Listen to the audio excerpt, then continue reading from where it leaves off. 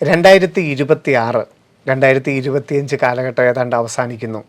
ഒപ്പം 2026 ബോർഡ് എക്സാമിന് തയ്യാറെടുക്കുന്ന വിദ്യാർത്ഥികൾ, അല്ലെങ്കിൽ 2025 പരീക്ഷകളൊക്കെ എഴുതി ഒരു വർഷം ഡ്രോപ്പ് ചെയ്ത് റിപ്പീറ്റ് ചെയ്ത് നെക്സ്റ്റ് ഇയറിന് വേണ്ടിയിട്ട് ഫോക്കസ് ചെയ്യുന്നവർ, നമുക്കറിയാം 2025 സാധ്യതകളൊക്കെ നമുക്ക് മുമ്പിലുണ്ട്. അത് വെച്ചിട്ട് 2026 മെയിൻ സ്ട്രീമിലുള്ള എക്സാം JEE മെയിൻ ജനുവരി 21 തുടങ്ങുകയാണ്. ഒപ്പം രണ്ടാമത്തെ സെഷൻ ഏപ്രിൽ 1. ഇതിൽ ദാസ സ്കീം, നമ്മൾ പല വീഡിയോകളും പല പ്രാവശ്യമായിട്ടും ദാസ സ്കീമിനെ കുറിച്ച് നമ്മൾ ചെയ്തിട്ടുണ്ട്. എങ്കിലും അതിൻ്റെ ഉപയോഗം കൃത്യമായിട്ടും മലയാളികൾ മനസ്സിലാക്കിയിട്ടുണ്ടോ എന്നുള്ളത് ഇപ്പോഴും സംശയമാണ്. ധാരാളം സാധ്യതകൾ ഇന്ത്യയിലെ ഏറ്റവും പ്രീമിയം ഇൻസ്റ്റിറ്റ്യൂട്ടുകളിൽ, NITകളിൽ, IIITകളിൽ, സെൻട്രൽ ഫണ്ടഡ് ഇൻസ്റ്റിറ്റ്യൂട്ടുകളിലൊക്കെ ദാസ സ്കീം വഴിയുള്ള സാധ്യതകൾ ഇപ്പോഴും ഈ 2025 അലോട്ട്മെൻറ്റുകളിലോട്ട് നമ്മൾ നോക്കുമ്പോഴും യഥാർത്ഥത്തിൽ അത് നമ്മൾ വിനിയോഗിച്ചിട്ടുണ്ടോ എന്നുള്ളത് ഇപ്പോഴും ഒരു സംശയം ബാക്കിയാകുന്നു. 2026 ഫേസ് ചെയ്യുന്ന, പ്രത്യേകിച്ചും വിദേശത്ത് പഠിക്കുന്ന വിദ്യാർത്ഥികൾ, അവരുടെ രക്ഷിതാക്കൾ, ബോർഡ് എക്സാം എഴുതാൻ പോകുന്ന വിദ്യാർത്ഥികൾ, അവരൊക്കെ ഇപ്പോൾ ഒരു തയ്യാറെടുപ്പിലാണ് അടുത്ത അധ്യയന വർഷത്തേക്ക്. അപ്പോൾ അവർക്കൊരു ചൂണ്ടുപലകയായിട്ട് ദാസ സ്കീമിനെ ഒരിക്കൽ കൂടി ഒന്ന് വളരെ ഡീറ്റെയിൽ ആയിട്ട് ചിന്തിക്കുകയാണ് ജോബി സാറിനോടൊപ്പം. സാർ, ഞാൻ പറഞ്ഞ് നിർത്തിയിടത്തു തന്നെയാണ് സാർ തുടങ്ങാൻ ഉദ്ദേശിക്കുന്ന ആഗ്രഹിക്കുന്നു. ദാസ സ്കീം മലയാളികൾ അത് വേണ്ടത്ര വിനിയോഗിച്ചിട്ടുണ്ടോ? മലയാളികൾ വേണ്ട ഈ കഴിഞ്ഞ റീസെൻ്റ് ആയിട്ടുള്ള വർഷങ്ങളിൽ അത്യാവശ്യം ഉപയോഗിച്ച് തുടങ്ങിയിട്ടുണ്ട്. ശരി, നേരത്തെ അത്ര ഉപയോഗിക്കുന്നില്ലായിരുന്നു. അതിൻ്റെ ചില അട്രാക്ഷൻസ് ഇപ്പോഴും അറിയത്തില്ലാത്ത ആളുകളുണ്ട്. ശരി, പ്രത്യേകിച്ച് ഈ അട്രാക്ഷൻ ഉള്ളത് നമ്മൾ GCC കൺട്രീസിലുള്ളവർക്കാണ്. തീർച്ചയായും മലയാളികളിൽ ബഹുഭൂരിപക്ഷം ഉള്ളതും GCC കൺട്രീസിലാണ്. അപ്പം അത് അട്രാക്ഷൻ എന്ന് പറഞ്ഞാൽ അതൊരു വലിയൊരു അട്രാക്ഷൻ തന്നെയാണ്, നമുക്ക് പറയാതിരിക്കാൻ പറ്റില്ല. തീർച്ചയായിട്ടും നമുക്ക് ആദ്യ ഭാഗത്തു നിന്ന് തന്നെ തുടങ്ങാം. ദാസയെ നമുക്കൊന്ന് ഡിഫൈൻ ചെയ്യുമ്പോൾ ഈ ഒരു സ്കീം, അതായത് എബ്രോഡുള്ള സ്റ്റുഡൻസിൻ്റെ ഈ ഒരു സാധ്യത എന്താണ്? ദാസ സ്കീം നേരത്തെ തന്നെ ഉള്ളതാണ്, direct admission to student abroad. Okay. അപ്പോൾ ഇത് 2021 മുൻപ് ദാസ സ്കീമിൻ്റെ ഒരു പ്രത്യേകത SAT എക്സാമിൻ്റെ ബേസിലായിരുന്നു. സാറ്റ് എക്സാമിൻ്റെ സ്കോർ ബേസിലായിരുന്നു നമ്മുടെ NITകളിൽ അഡ്മിഷൻ. അന്നും സൂപ്പർ ന്യൂമറി സീറ്റുകൾ തന്നെ കൊടുത്തുകൊണ്ടിരുന്നത്. അത് നടക്കുന്നുണ്ടായിരുന്നു. ഉയർന്ന ഫീസ് സ്ട്രക്ചറുമായിരുന്നു. ശരി, അതുകൊണ്ട് സാധാരണ ആളുകൾക്ക് അത് അപ്രാപ്യമായിരുന്നു എന്നുള്ളതായിരുന്നു അതിൻ്റെ ഒരു ഫോൾട്ട്. എക്സാം വഴിയും ഫീസ് വഴിയും രണ്ട് രീതിയിലും, സാറ്റ് എക്സാമും ഉണ്ട്, ഫീസും ഉണ്ട്. അപ്പോൾ അങ്ങനെ വരുമ്പോൾ അത് ബുദ്ധിമുട്ടായിരുന്നു. പക്ഷേ അതിനുശേഷം 2021 ശേഷമാണ് നമുക്ക് ഈ പറഞ്ഞ രീതിയിൽ ദാസയോടൊപ്പം children of Indian workers in Gulf CIWG എന്നൊരു പ്രത്യേക കോട്ട തന്നെ നമ്മുടെ കേന്ദ്ര ഗവൺമെൻറ് കൊണ്ടുവരുകയുണ്ടായി. ശരി. അപ്പോൾ ഈ CIWG കോട്ടയുടെ ഒരു പ്രത്യേകത 8 GCC കൺട്രീസ്, നമ്മുടെ ഗൾഫ് കൺട്രീസ് 8 എണ്ണമാണ്. Iran, Iraq, Qatar, UAE, Saudi, Oman, ഇങ്ങനെയുള്ള 8 രാജ്യങ്ങളാണ് വരുന്നത്. അപ്പോൾ ഈ 8 രാജ്യങ്ങളിൽ ജോലി ചെയ്യുന്ന നമ്മുടെ ആളുകൾ, ഇന്ത്യക്കാരുടെ മക്കൾ, അവർ ഈ പറയുന്ന ഈ രാജ്യങ്ങളിലെങ്കിലും പഠിച്ചവരായിരിക്കണം. ഓക്കെ. കുട്ടികൾ ആളുകൾ ജോലി ചെയ്യുന്ന അത് ഈ പറയുന്ന രാജ്യങ്ങളിലായിരിക്കണം. കുട്ടികൾ പഠിക്കുന്നതും അവിടെ എവിടെയെങ്കിലും ആയിരിക്കണം. എന്ന് പറഞ്ഞാൽ കേരളത്തിൽ വന്ന് പഠിക്കാൻ പാടില്ല. +1ഉം +2ഉം. ഓക്കെ. 10ാം ക്ലാസ് വരെ കേരളത്തിൽ പഠിച്ചിട്ട് അവിടെ പോയി +1 +2 പഠിച്ചാലും കുഴപ്പമൊന്നുമില്ല. കഴിഞ്ഞ 8 വർഷത്തിനിടയ്ക്ക് ഒന്ന് പഠിച്ചാൽ മതി +1ഉം +2. അതായത് റിപ്പീറ്റ് ചെയ്യുന്ന ഒരു കുട്ടിയോ റിപ്പീറ്റ് ചെയ്യുന്ന ഒരു കുട്ടിയാണെങ്കിലും അയാൾ വിദേശത്ത് ഗൾഫ് രാജ്യത്ത് പഠിച്ചതാണെങ്കിൽ അവരും എലിജിബിളാണ്. ഓക്കെ. അപ്പോൾ ഏറ്റവും ചുരുക്കം പറഞ്ഞു കഴിഞ്ഞാൽ +1 +2 വിദേശത്ത് പഠിക്കണം, വർക്ക് പെർമിറ്റ്, അതായത് നമ്മൾ വിദേശത്ത് ജോലി ചെയ്യുന്ന ആളായിരിക്കണം. അപ്പോൾ +1 +2 കഴിഞ്ഞിട്ട് റിപ്പീറ്റ് ചെയ്യുകയാണെങ്കിൽ അല്ലെങ്കിൽ റിപ്പീറ്റ് ചെയ്യുകയാണെങ്കിലും ആ വർഷവും നമുക്ക് അവിടെ വർക്ക് പെർമിറ്റ് ഉണ്ടെങ്കിൽ, അച്ഛനും അമ്മയോടെ ജോലി ചെയ്യുന്നുണ്ട് എന്നുണ്ടെങ്കിൽ നമുക്ക് ദാസ സ്കീം ഉപയോഗിക്കാം. ഇനി നമുക്ക് ഈ +1 +2 വിദേശത്ത് പഠിക്കാത്ത ഒരു വിദ്യാർത്ഥി, രക്ഷിതാക്കൾ വിദേശത്താണ്, അങ്ങനെ എന്തെങ്കിലും ഒരു സ്കീമുണ്ടോ? അങ്ങനെ ഒരു സ്കീം നമുക്കില്ല. ഇവിടെ കേരളത്തിൽ പഠിച്ചു പോയാൽ നമ്മൾ ഇന്ത്യൻ സിറ്റിസണുള്ള റൈറ്റ് മാത്രമേ ഉള്ളൂ. അപ്പം വിദേശത്ത് നമ്മൾ ജോലി ചെയ്യുന്ന ഒരു NRI സ്കീം അല്ല, +1 +2 വിദേശത്ത് പഠിക്കുക എന്നുള്ളതാണ് ഏറ്റവും പ്രധാന ക്രൈറ്റീരിയ.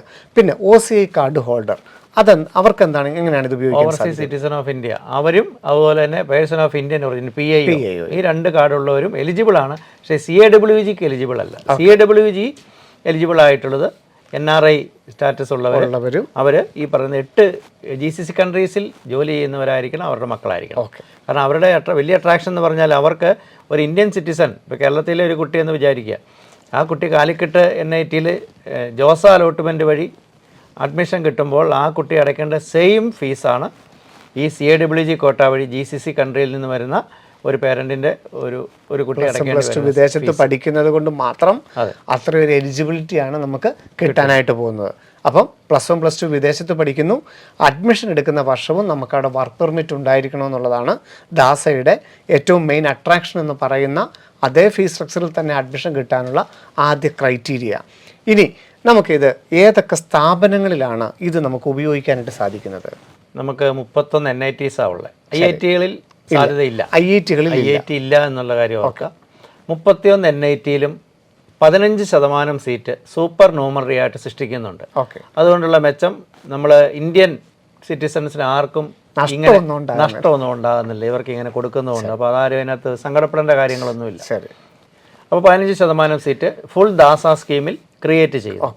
അങ്ങനെ ആ ദാസ സ്കീമിൽ ക്രിയേറ്റ് ചെയ്യുന്നതിൻ്റെ 1/3 എന്ന് പറഞ്ഞാൽ നമുക്ക് ഒരു 5% എന്ന് പറയാം. ആകെ ഉള്ളതിൻ്റെ 5% സീറ്റുകളാണ് CAWG കോട്ടയിൽ ഫില്ല് ചെയ്യപ്പെടുന്നത്. അതേ ഫീസ് സ്ട്രക്ചറിൽ ഫില്ല് ചെയ്യപ്പെടുന്നത്. ബാക്കിയുള്ളത് നമുക്ക് ലോകത്ത് വേറെ എവിടെയെങ്കിലും പഠിച്ചാലോ, ഇനി ഒരു ഫോറിൻ നാഷണൽ ഇന്ത്യയിൽ പഠിച്ചാണെങ്കിലും കുഴപ്പമൊന്നുമില്ല. OCI PIO കാർഡ് ഹോൾഡേഴ്സ്, ഇനി അങ്ങനെയുള്ള ഏത് കൺട്രി പഠിച്ച ആൾക്ക് സാർക്ക്, അതിനകത്തൊരു ചെറിയ വ്യത്യാസമുള്ളത് സാർക്ക് കൺട്രീസിൽ ഉള്ള അല്ലെങ്കിൽ സാർക്ക് കൺട്രീസിൽ പഠിക്കുന്ന ഒരു കുട്ടിയെ സംബന്ധിച്ച് അവർക്കൊരു 50% ഫീ വേവിയർ കൊടുക്കുന്നുണ്ട്.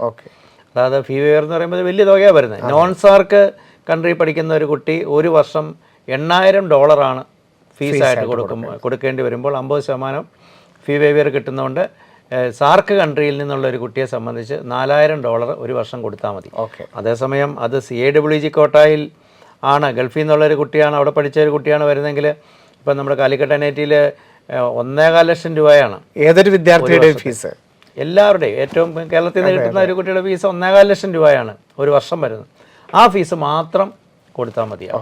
അപ്പോൾ ദാസ സ്കീം അതിന് 3 ഫീസ് സ്ട്രക്ചറുകളെ കുറിച്ചാണ് നമ്മൾ പറഞ്ഞത്. ഗൾഫ് കൺട്രീസിൽ വർക്ക് ചെയ്യുകയാണെങ്കിൽ ഇവിടുന്ന് കിട്ടുന്ന അതേ ഫീസ് സ്ട്രക്ചറിൽ പഠിക്കാം. സാർക്ക് കൺട്രീസിലാണ് +1 +2 പഠിക്കുന്നതെങ്കിൽ ഏതാണ്ട് 4 lakhs ഇയർലി ഫീസ് കൂടുതലായിട്ട് വരും. നോൺ സാർക്കിലാണ് നമ്മൾ പഠിക്കുന്നത് അല്ലെങ്കിൽ OCI കാർഡ് ഹോൾഡറോ PI കാർഡ് ഹോൾഡറോ ഒക്കെ ആണെന്നുണ്ടെങ്കിൽ ഈ 2 കാറ്റഗറി, ഒന്നുകിൽ 4 ലക്ഷം അല്ലെങ്കിൽ നോൺ സാർക്കിൻ്റെ 8 ലക്ഷത്തിൻ്റെ ഫീസ് സ്ട്രക്ചറിലോട്ട് ആ റേഞ്ചിലോട്ട് വരും. $1 എന്ന് പറയുമ്പോൾ അതനുസരിച്ച് $7 ലക്ഷത്തോളം രൂപ എന്തായാലും വരും. പിന്നെ NITs മാത്രമല്ല TRIITs. അതാണ് നമ്മൾ പറഞ്ഞത് എവിടെയൊക്കെ പഠിക്കാമെന്നുള്ളതിൻ്റെ. TRIITs എല്ലാം ഇല്ല.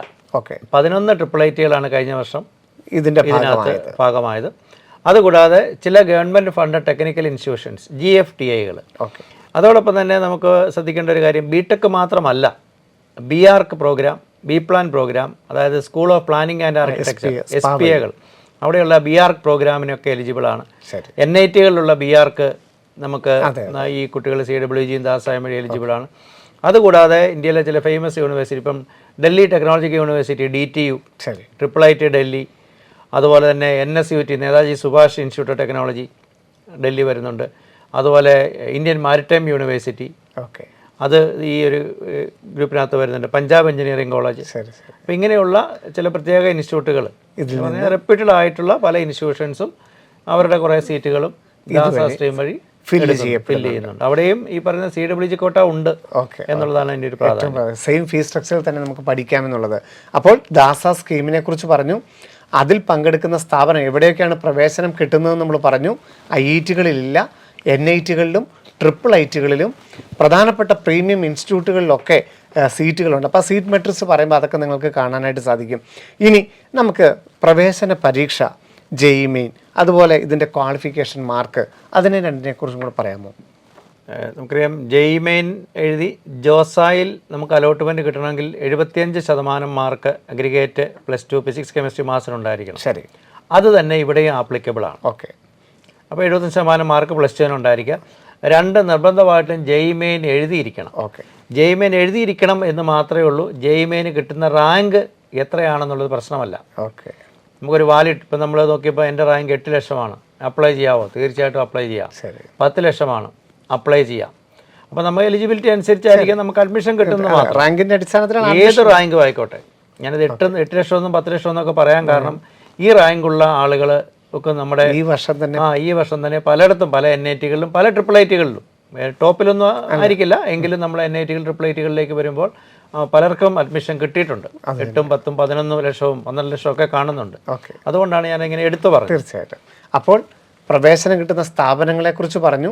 നമ്മൾ പരീക്ഷ എഴുതേണ്ടത് ദാസ സ്കീം വഴി എഴുതേണ്ടതിന് പ്രവേശനം കിട്ടുന്നതിന് എഴുതേണ്ട പരീക്ഷ JEE മെയിൻ. നമുക്കിപ്പോൾ ജനുവരി 21 പരീക്ഷയുണ്ട്, ഏപ്രിൽ 1 പരീക്ഷയുണ്ട്.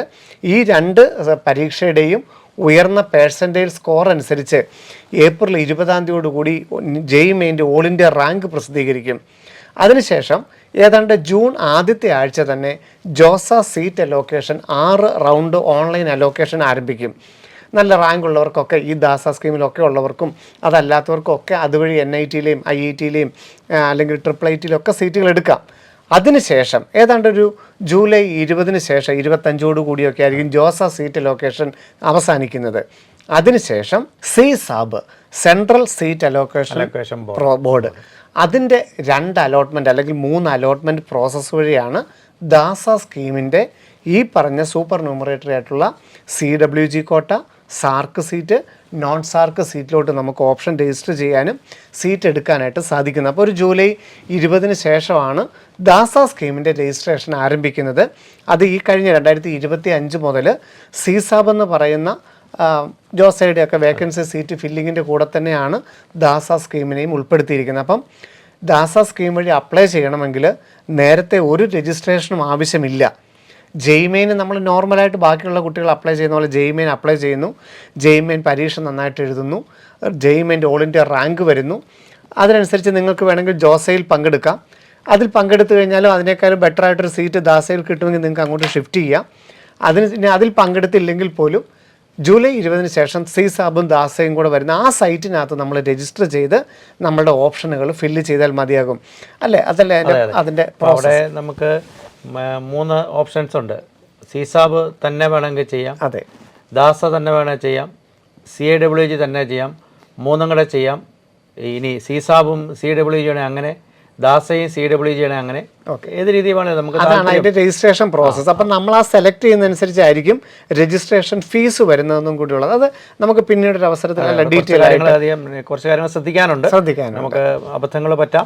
അതുകൊണ്ട് അത് നമുക്ക് പിന്നീട് ഓപ്ഷൻ കൊടുക്കുമ്പോഴൊക്കെ ശ്രദ്ധിക്കേണ്ടതായിട്ടുണ്ട് എനിക്ക് തോന്നുന്നു. കാരണം കിട്ടിയ സീറ്റ് നഷ്ടപ്പെടാതെ നോക്കണം. ജോസയിൽ പങ്കെടുത്ത കുട്ടിയാണെങ്കിൽ ആ സീറ്റ് നഷ്ടപ്പെടാൻ ബെറ്റർ ഓപ്ഷൻ കൊടുത്തെങ്കിലേ കാര്യമുള്ളൂ. അങ്ങനെ ചില കാര്യങ്ങൾ അവിടെ ഉണ്ട്. കാരണം ഫീസ് കൂടിയൊന്ന് കയറി കൊടുത്തു കഴിഞ്ഞാൽ ആ സീറ്റ് പോവും. അതിനെക്കുറിച്ച് നമുക്ക് ആ സമയത്ത് വ്യക്തമായിട്ട് പറഞ്ഞോളാം. പക്ഷേ ഈ ദാസയ്ക്ക് വേണ്ടിയിട്ട് രജിസ്ട്രേഷൻ ഒരു ജൂലൈ 20 ശേഷം മാത്രമേ പ്രത്യേകമായിട്ടുള്ളൂ എന്നുള്ളത് മാത്രം ഇപ്പോൾ ഓർത്ത് വെച്ചാൽ മതിയാകും. അതിനു മുമ്പ് കുറച്ച് ഡോക്യുമെന്റ്സ് റെഡിയാക്കി ഒന്ന് പേരന്റിന് വിസ ഉണ്ടായിരിക്കണം, വർക്ക് പെർമിറ്റ് ഉണ്ടായിരിക്കണം, കമ്പനിയിൽ നിന്നുള്ള ഏതെങ്കിലും വർക്ക് ചെയ്യുന്ന അവിടെ വർക്ക് ചെയ്യുന്ന സർട്ടിഫിക്കറ്റ് വേണം, കുട്ടി പഠിച്ച സ്കൂളിൽ നിന്ന് ബോണഫൈഡ് അവിടുത്തെ സ്റ്റുഡൻ്റ് ആയിരുന്നു എന്നുള്ള സർട്ടിഫിക്കറ്റ് വേണം. അപ്പോൾ ഇങ്ങനെയുള്ള കുറേ മെഡിക്കൽ സർട്ടിഫിക്കറ്റ്, ഇങ്ങനെയുള്ള കുറേ ഡോക്യുമെൻറ്റ്സ്.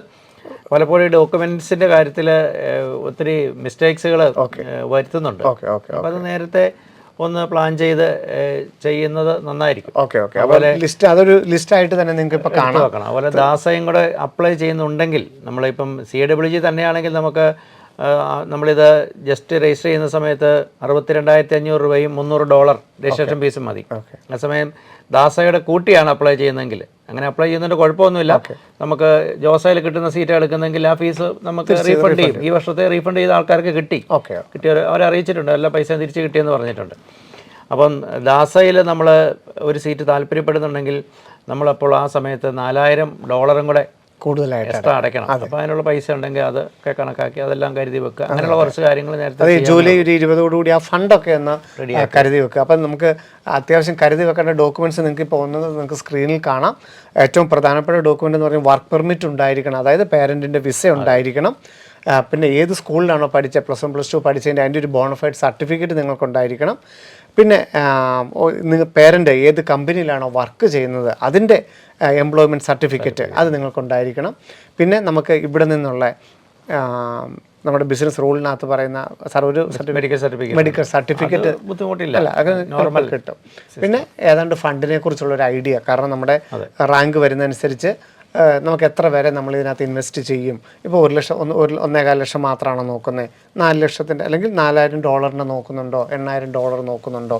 ആ ഫണ്ടിനെ കുറിച്ചും കൂടെ നമ്മൾ കരുതി വെച്ചാൽ മതിയാകും. ഇപ്പം നിങ്ങൾക്ക് അറിയാൻ കൂടുതൽ താല്പര്യം ഇതിൻ്റെ ഒരു ചാൻസുകൾ ഏതായിരിക്കുമല്ലോ കൂടുതൽ സാധ്യതകൾ. കാരണം നമുക്കിപ്പം എത്ര രൂപ എന്നുള്ളതിനൊക്കെ അപ്പുറത്ത് ഇതിൽ കിട്ടുന്ന സീറ്റുകൾ NITകളിലെ സീറ്റുകളാണെന്ന് പറഞ്ഞു. എല്ലാ NITകളിലും 31 NITകളിലും ഇതിനകത്ത് സീറ്റുണ്ട്. അപ്പം ട്രിച്ചിയും സുഹൃത്തുക്കല്ലും വാറങ്കലും നമ്മുടെ കാലിക്കറ്റും ഒക്കെ ഇവിടെ സീറ്റുണ്ട്. അപ്പോൾ നമുക്ക് കാലിക്കറ്റിലോട്ട് തന്നെ നോക്കാം. ഒരു ഗ്രാഫ് പെട്ടെന്ന് നോക്കിക്കഴിഞ്ഞാൽ വളരെ വളരെ ഈസി ആയിട്ട് നമുക്ക് മനസ്സിലാക്കും. കാരണം NIT കാലിക്കറ്റ് വളരെ ഡിമാൻഡിങ് ആയിട്ട് 2025 തീർന്ന ഓപ്പണിംഗ് ആൻഡ് ക്ലോസിംഗ് റാങ്ക് നമുക്ക് നോക്കുമ്പോൾ കാണാൻ സാധിക്കും NIT കാലിക്കറ്റിൻ്റെ സ്ഥാനം. അപ്പോൾ അവിടുത്തെ ഒരു കമ്പ്യൂട്ടർ സയൻസിൻ്റെ ഒരു റാങ്ക് നമുക്ക് നോക്കാം. ജോസ വഴി കിട്ടിയത് എത്രയാണെന്ന് നോക്കാം. ദാസ CWG കോട്ട വഴി കിട്ടിയത് എത്രയാണെന്ന് നോക്കാം. അതുപോലെ തന്നെ ദാസ സ്കീം വഴി കിട്ടിയത് എത്രയാണെന്ന് നോക്കുമ്പോൾ അതിന് ഏകദേശം നിങ്ങൾക്കൊരു ഗ്രാഫ് മനസ്സിലാവും. സാർ, ജോസ വഴി ഇവിടെ പഠിച്ച വിദ്യാർത്ഥിക്കും ഇപ്പം വിദേശത്ത് പഠിച്ചവർക്കെല്ലാം JEE റൗണ്ട് റാങ്ക് വെച്ച് കിട്ടുന്നതാണല്ലോ. നോർമലി കാലിക്കറ്റ് കമ്പ്യൂട്ടർ സയൻസ് ഇത്തവണ ഒരു സ്ട്രീം എത്ര റാങ്ക്? നമ്മുടെ ജോസായിലെ ലാസ്റ്റ് റാങ്ക് നോക്കിയാൽ general open merit general category നോക്കിയാൽ 8601. ഓക്കെ, 8601 ഓൾ ഇന്ത്യ റാങ്കിനാണ് കാലിക്കറ്റ് NIT ഹോം സ്റ്റേറ്റ് കോട്ടയിൽ കമ്പ്യൂട്ടർ സയൻസ് കിട്ടിയത്. ഇത് 1.25 ലക്ഷം രൂപയാണ് ഫീസ് ഇവിടെയുള്ള എല്ലാവർക്കും കിട്ടിയത്. ഇനി ദാസ സ്കീം വഴി ഈ NITയിലെ ഈ കമ്പ്യൂട്ടർ സയൻസ് ഇതേ ഫീസിൽ കിട്ടിയത് എത്രയായിരിക്കും? CWG കോട്ട വഴി കിട്ടിയത്. CWG ഇതേ സെയിം ഫീസിൽ 74,099 74,000 റാങ്കുള്ള കുട്ടിക്ക് വരെ CWGയിൽ സെയിം ഫീസിൽ കിട്ടിയിട്ടുണ്ട്. അപ്പം തന്നെ അതിന്റെ ഗ്രാഫ് കൃത്യമായിട്ട് മനസ്സിലായി എന്ന് വിചാരിക്കുന്നു. ഇനിയും വേണമെങ്കിൽ നമുക്കൊന്ന് ദാസ സ്കീം വരുമ്പോൾ 1,26,000 മാറി. 74,000 നിന്ന് 1,26,000 മാറി. ഇനി അത് വേണമെങ്കിൽ പിന്നെ നോൺ സാർക്കിലോട്ട് മാറുമ്പോഴത്തേക്കും വീണ്ടും ലക്ഷങ്ങളിലോട്ട് 3 ലക്ഷം 4 ലക്ഷത്തിലോട്ടൊക്കെ റാങ്ക് പോയത്. നമുക്ക് ഇതിനകത്ത് ഈ കാലിക്കറ്റ് NIT നമുക്ക് 5ാമത്തെ NIT ആണ്. 5ാമത്തെ NITയിൽ ഇത്രയും താഴ്ന്ന റാങ്കിന് വരുമ്പോൾ ബാക്കി നമ്മൾ NITകൾ IIITകളൊക്കെ കിടക്കുകയാണ്. ഇപ്പം നമ്മൾ ഫസ്റ്റ് NIT എന്ന് പറയുന്നത് ടോപ്പ് മോസ്റ്റ് NIT എന്ന് പറയുന്നത് നമ്മുടെ ട്രിച്ചി NIT ആണ്. ട്രിച്ചിയിലാണെങ്കിൽ CS ഇത്തവണ last rank general category open merit നമുക്കവിടെ ഹോം സ്റ്റേറ്റ് അതർ സ്റ്റേറ്റ് കോട്ടയിലേ വരുള്ളൂ. 1605 ആണ്. JEE ഓൾ ഇന്ത്യ റാങ്ക് എല്ലാവർക്കും കിട്ടിയത് 1605. അത് CWG കരുത് 16,500 റേഞ്ചിലാണ്. Trichy CS same fees.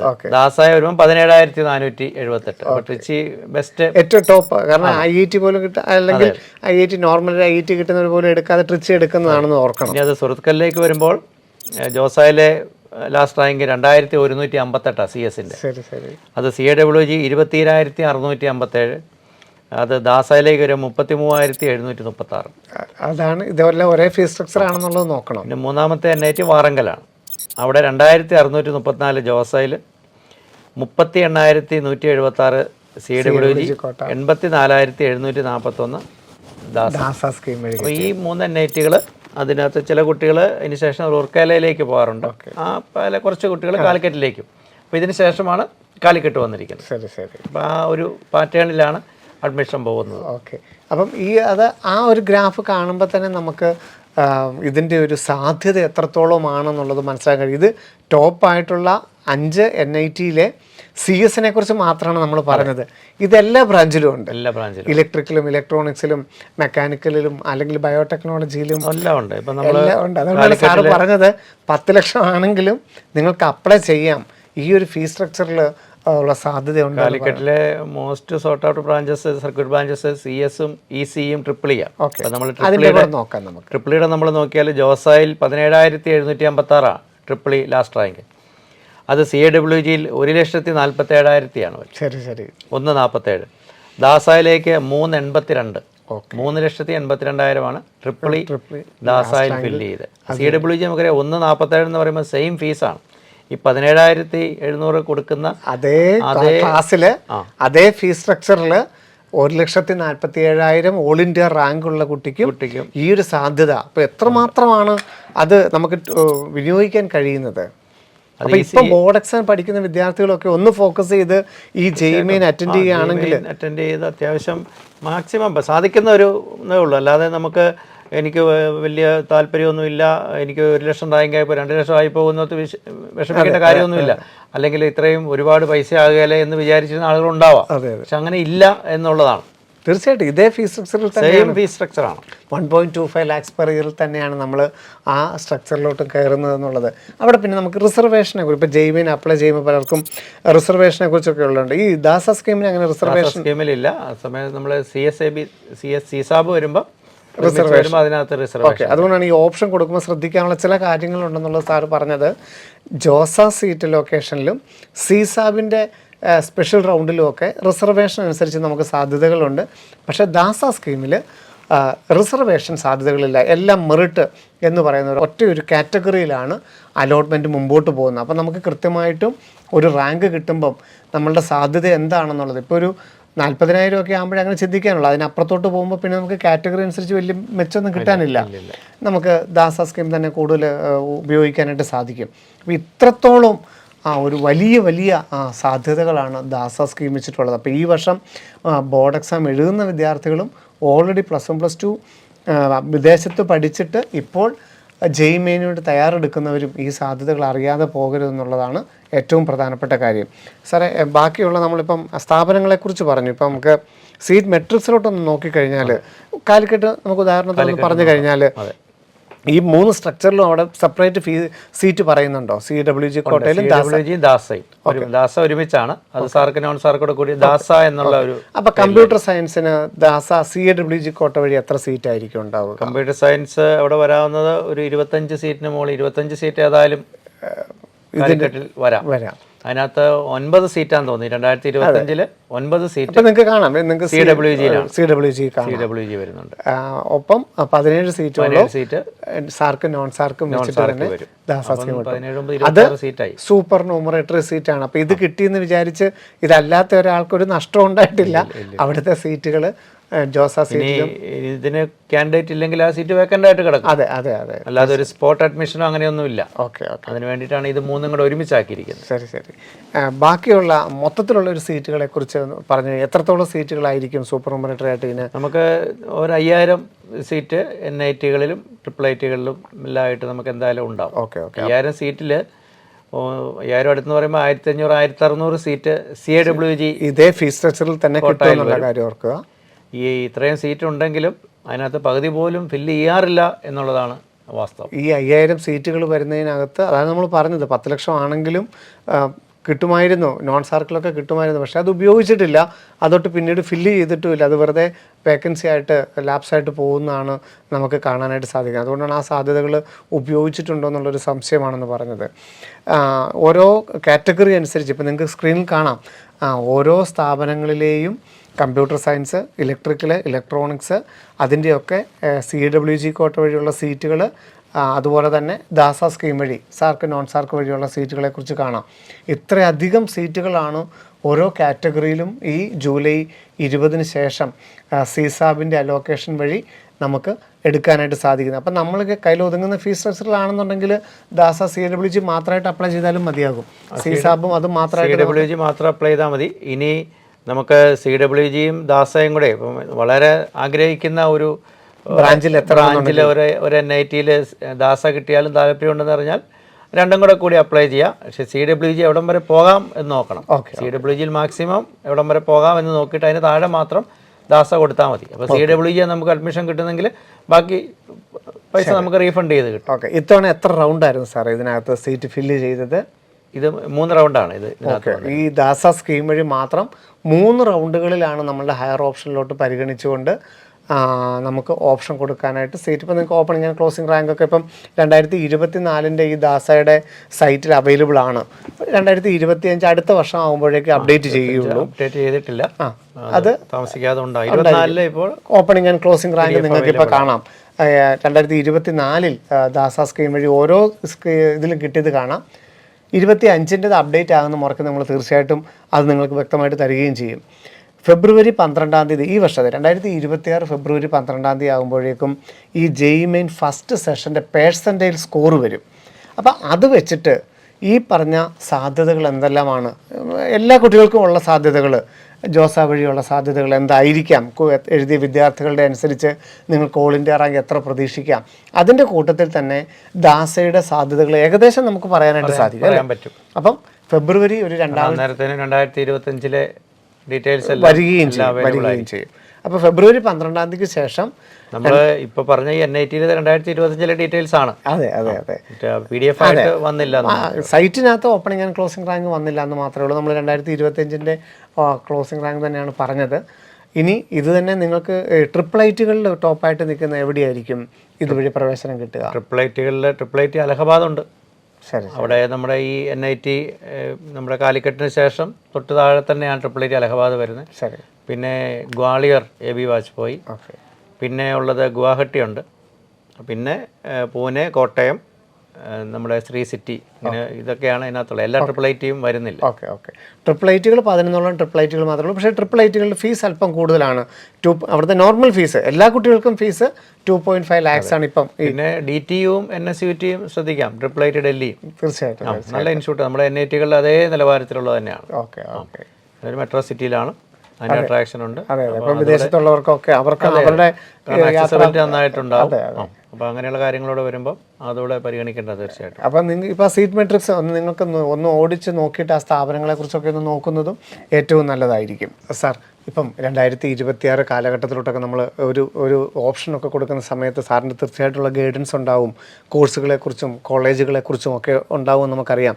എങ്കിലും ഇത് നമുക്ക് കൺക്ലൂഡ് ചെയ്യുന്ന ഈ എപ്പിസോഡ് കൺക്ലൂഡ് ചെയ്യുന്ന സമയത്തേക്ക്, കാരണം ഈ വർഷം ബോർഡ് എക്സാം എഴുതുന്ന വിദ്യാർത്ഥികൾ അല്ലെങ്കിൽ റിപ്പീറ്റ് ചെയ്യുന്ന വിദ്യാർത്ഥികളൊക്കെ ഉണ്ടാവും. അപ്പോൾ ഈ NITകളിലെയും ട്രിപ്പിൾ ഐറ്റുകളിലെയും ഒക്കെയുള്ള ഈ ഒരു കോഴ്സുകളും കോളേജുകളും ഒക്കെ തിരഞ്ഞെടുക്കുമ്പോൾ ഇന്ത്യയിലെ ഈ പ്രീമിയം ഇൻസ്റ്റിറ്റ്യൂട്ടുകളിൽ പഠിക്കേണ്ടതിൻ്റെ, അവിടെ ഏറ്റവും നന്നായിട്ട് പഠിക്കേണ്ടതിൻ്റെ ഒരു ആവശ്യകത എത്രത്തോളം പ്രീമിയം ഇൻസ്റ്റിറ്റ്യൂട്ടുകളിൽ നമുക്ക് പ്രവേശനം കിട്ടും? ഒരുപക്ഷെ കോഴ്സുകളെക്കാളും ഇൻസ്റ്റിറ്റ്യൂട്ടുകൾക്ക് പ്രാധാന്യം കിട്ടുന്ന ഒരു കാലഘട്ടത്തിലേക്കല്ലേ 2026 വിരൽ ചൂണ്ടുന്നത്? തീർച്ചയായിട്ടും നമുക്ക് കോഴ്സുകൾക്കല്ല അല്ലെങ്കിൽ ബ്രാഞ്ചുകൾക്കല്ല പ്രാധാന്യം, ഇൻസ്റ്റിറ്റ്യൂട്ടാണ് കുട്ടിയെ തീരുമാനിക്കുന്നത്. എങ്ങോട്ട് വേണം, ഏത് രീതിയിലാണ്, ഏതൊക്കെ രീതിയിൽ ഉള്ള പോസിബിലിറ്റീസ് ഉണ്ട്, ഇതൊക്കെ അറിയുന്നതും ആ ഒരു പിയർ ഗ്രൂപ്പിനകത്തുനിന്ന്. തീർച്ചയായിട്ടും. അപ്പം സ്ഥാപനം തന്നെയാണ് പ്രധാനം. അപ്പോൾ ഇവിടെ നമ്മൾ മലയാളികളോട് നമുക്ക് പ്രത്യേകിച്ച് പറയാനുള്ളത്, പല കുട്ടികളും കീം എഴുതി ഇവിടെ പഠിക്കുക എന്നുള്ള ഒരു ആഗ്രഹമൊക്കെ ഒരു പക്ഷേ ഗൾഫിൽ ഇപ്പോൾ പഠിക്കുന്ന കുട്ടികൾക്കുണ്ടാവും. അത് ഈ ഒരു സമയത്ത് അവർ വെറുതെ ഒരു ഡിസിഷൻ എടുക്കുകയും ചെയ്യും. അപ്പോൾ പക്ഷെ അവരെ സംബന്ധിച്ച് വളരെ നല്ലൊരു ചാൻസാണ് നമ്മുടെ ഈ CWG. തീർച്ചയായും കീമിന് അവരാഗ്രഹിക്കുന്നില്ലെങ്കിൽ എനിക്ക് കീമിന് ഒരു കോളേജിൽ അഡ്മിഷൻ കിട്ടുമായിരിക്കും എന്ന് വിചാരിക്കുന്ന ഒരു കുട്ടിക്ക് തീർച്ചയായിട്ടും ഒരു ആവറേജ് NITയിലെങ്കിലും പഠിക്കാനുള്ള കേപ്പബിലിറ്റി ഉള്ള കുട്ടിയായിരിക്കും. തീർച്ചയായിട്ടും. കാരണം ഫീസ് സ്ട്രക്ചർ ഇത്ര ഉള്ളതാണ്. അപ്പോൾ അതുകൊണ്ട് അവർ ചെയ്യേണ്ടത് JEE Main തീർച്ചയായിട്ടും എഴുതുക. ആദ്യ സെഷൻ എഴുതുകയും ചെയ്യും. ആദ്യം എഴുതി രണ്ടാമത്തെ നമുക്ക് ബോർഡ് എക്സാം കഴിഞ്ഞായതുകൊണ്ട് തീർച്ചയായിട്ടും അതും എഴുതാം. വേറെ നമ്മൾ അതിനോട് ചേർന്ന് തന്നെയാണ് കീം എക്സാം. കീമോ ഓൺലൈൻ തന്നെയാണ്. ഏപ്രിൽ 13 ശേഷമാണ് അത് വരുന്നത്. അപ്പോൾ അത് നിർബന്ധമായിട്ട് എഴുതുക. പിന്നെ നമുക്കറിയാം ഫിസിക്സ്, കെമിസ്ട്രി, മാത്സ് 75% മാർക്ക് ഇല്ലാത്തതിൻ്റെ പേരിൽ ഈ CWGക്ക് അപ്ലൈ ചെയ്യാൻ പറ്റാതെ വരുന്ന കുട്ടികളുണ്ട്. അങ്ങനെ ഉണ്ട്. അത് അത്ര ഈസി ആയിട്ട് കാര്യം. അപ്പോൾ ആ ഒരു മാർക്കും ബോർഡ് എക്സാമിന് സ്കോർ ചെയ്യുക. ഈ 2 കാര്യങ്ങളിൽ മാത്രം ഇപ്പോൾ ഫോക്കസ് ചെയ്യുക. അതിനുശേഷം നമ്മുടെ ഈ കീമിൻ്റെ അലോട്ട്മെൻറ്റിന് ശേഷമായിരിക്കാം ഒരുപക്ഷെ നമ്മുടെ CWG വരുന്നത്. അപ്പോൾ തീർച്ചയായിട്ടും കീമിന് എവിടെയെങ്കിലും കിട്ടിയെന്ന് വിചാരിച്ച് അവിടെ നിൽക്കാതെ തീർച്ചയായിട്ടും നമുക്ക് ദേശീയ പ്രാധാന്യമുള്ള സ്ഥാപനങ്ങളിൽ പഠിക്കാൻ അവസരം കിട്ടിയാൽ നിർബന്ധമായിട്ടും അത് ഉപയോഗിക്കണം. നമ്മുടെ അവകാശമാണത്, നമുക്ക് കിട്ടിയിരിക്കുന്ന റൈറ്റാണത്. അത് ഉപയോഗിക്കണം. അത് തീർച്ചയായിട്ടും ഭാവിയിൽ ഒരു മുതൽക്കൂട്ടായിരിക്കും. അവിടെ നിന്ന് കിട്ടുന്ന ആ ബെനിഫിറ്റ് അത് അനുഭവിച്ചിട്ടുള്ള കുട്ടികൾ, അല്ലെങ്കിൽ ചിലർ ഞാൻ അവിടെ പഠിക്കാൻ എനിക്കുള്ള അവസരം കിട്ടിയതുകൊണ്ട് മാത്രമാണ് എനിക്ക് ഈ രീതിയിൽ മാറാൻ പറ്റിയത് എന്ന് പല കുട്ടികളും പറയാറുണ്ട്. അപ്പോൾ അങ്ങനെയുള്ളൊരു അവസരം തുറന്ന് കിട്ടിയിരിക്കുകയാണ് നമ്മുടെ ഗൾഫ് മലയാളികളെ സംബന്ധിച്ച്. തീർച്ചയായിട്ടും അത് വിനിയോഗിക്കണം. ഇത് അവരുടെ ഗ്രൂപ്പുകളിൽ പോലും, ഇപ്പം വിദേശ മലയാളികളുടെ ഗ്രൂപ്പുകളിൽ പോലും വളരെ കൃത്യമായിട്ട് ചർച്ചകൾ നടത്തുകയും അതിനനുസരിച്ച് അവരുടെ കുട്ടികളെ നാഷണൽ ലെവൽ പ്രാധാന്യമുള്ള കോളേജുകളിലോട്ട് അവരുടെ കയ്യിൽ ഒതുങ്ങുന്ന ഫീസ് സ്ട്രക്ചറിൽ വിടാനായിട്ടും കിട്ടുന്ന ഇതിനെക്കുറിച്ചുള്ളൊരു ചർച്ച പോലും ഏറ്റവും അനിവാര്യമാണ്. അപ്പോൾ അത് ഇപ്പം ഞങ്ങളെ കേൾക്കുന്ന ഒരു പക്ഷേ നമ്മളുമായിട്ട് ചേർന്ന് നിൽക്കുന്ന കുറച്ച് പേരേ ഉള്ളെങ്കിലും ഇന്ത്യയിലുള്ള എല്ലാവർക്കും, ഇപ്പം നമ്മൾ മലയാളികൾ എന്നുള്ള അപ്പുറത്ത് ഇന്ത്യയിലുള്ള എല്ലാവർക്കും ഇത് ഉപയോഗിക്കാവുന്നതാണ്. അപ്പം നിങ്ങളിത് കേൾക്കുന്നവർ നമ്മുടെ കൂട്ടരുടെ ഇടയിലും നിങ്ങളുടെ മറ്റുള്ള വിദേശങ്ങളിലായിട്ട് നടക്കുന്ന ധാരാളം നിങ്ങളുടെ ഗ്രൂപ്പ് ഇവൻറ്റ്സ് വിദേശങ്ങളിൽ വെച്ച് നിങ്ങൾ നടത്താറുണ്ട്. അപ്പോൾ അങ്ങനെയുള്ളതിലൊക്കെ ഒരു ചർച്ച ഷെയർ ചെയ്യണം. അതിന് പകരം പലരും ചെയ്യുന്നത് മറ്റു വിദേശ രാജ്യങ്ങളിലേക്ക് വലിയ തുക കൊടുത്ത് ഫസ്റ്റ് ലെവൽ ഡിഗ്രി ഒരു UG പ്രോഗ്രാം വലിയ തുക കൊടുത്ത് മറ്റു വിദേശ രാജ്യങ്ങളിലേക്ക് കുട്ടികളെ വിടാനായി അങ്ങനെയുള്ള കാര്യങ്ങളെക്കുറിച്ചാണ് പലപ്പോഴും അതിന് പകരം ഇങ്ങോട്ട് വരുന്നതിനെക്കുറിച്ചും ഈ ഒരു ഫീസ് സ്ട്രക്ചറിൽ പഠിക്കുന്നതിനെ കുറിച്ചും ആലോചിക്കുക. ഇതിന് ശേഷം മാസ്റ്റേഴ്സിനൊക്കെ പോകാം. കാരണം UGയുടെ സിലബസ് എന്താണ്, അത് കഴിഞ്ഞ് കഴിഞ്ഞാൽ നമ്മൾ അടുത്ത ലെവലിലോട്ട് എന്താണ് പോകേണ്ടതെന്ന് ഒരിക്കലും ഒരു ചർച്ച നടക്കുന്നത് നമ്മൾ കണ്ടിട്ടില്ല. പകരം ഈ പറഞ്ഞ പോലെ ഈ ഇൻ്റർനാഷണൽ ലെവലിൽ ഏത് രാജ്യത്തോട്ട് പോകണം എന്നുള്ളത് പലപ്പോഴും അവർ നേരത്തെ തന്നെ തീരുമാനിച്ച് വെച്ചിട്ടുണ്ട് ഈ വിദേശ രാജ്യങ്ങളിൽ. അതുകൊണ്ട് ഈ ഒരു ചർച്ചയും NIT-കളെക്കുറിച്ചും IIIT-കളെക്കുറിച്ചും ദാസ സ്കീം വഴി കിട്ടുന്ന ഏറ്റവും നാഷണൽ ലെവൽ പ്രാധാന്യമുള്ള സ്ഥാപനങ്ങളെക്കുറിച്ചുള്ളൊരു ചർച്ച നിങ്ങളുടെ ഗ്രൂപ്പുകളിൽ സജീവമാകണമെന്നുള്ളൊരു അഭ്യർത്ഥന കൂടി നിങ്ങൾക്ക് മുമ്പിൽ വെക്കുകയാണ്. അത്ര വലിയ സാധ്യതകളാണ്. ഇതിൻ്റെ opening and closing rank publish ചെയ്ത് കഴിയുമ്പം എനിക്ക് തോന്നുന്നു ഫെബ്രുവരിയിൽ അത് തീർച്ചയായിട്ടും നമുക്ക് 2024 ഓൾറെഡി ഉണ്ട്, 25-ൻ്റെയും കൂടെ കാണുമ്പോൾ നിങ്ങൾക്കത് മനസ്സിലാവും. ഏതാണ്ട് 15 ലക്ഷം വിദ്യാർത്ഥികൾ എഴുതുന്നതിൽ 10 ലക്ഷമാണെങ്കിലും 12 ലക്ഷമാണെങ്കിലും നല്ലൊരു സ്ഥാപനത്തിൽ പഠിക്കാനായിട്ടുള്ള ഇതേ ഫീസ് റേറ്റിൽ പഠിക്കാനുള്ള വലിയ സാധ്യതയാണ് ദാസ സ്കീം നിങ്ങൾക്ക് മുമ്പിൽ വെക്കുന്നത്. അത് നിങ്ങൾക്ക് ഉപകാരമാകണം.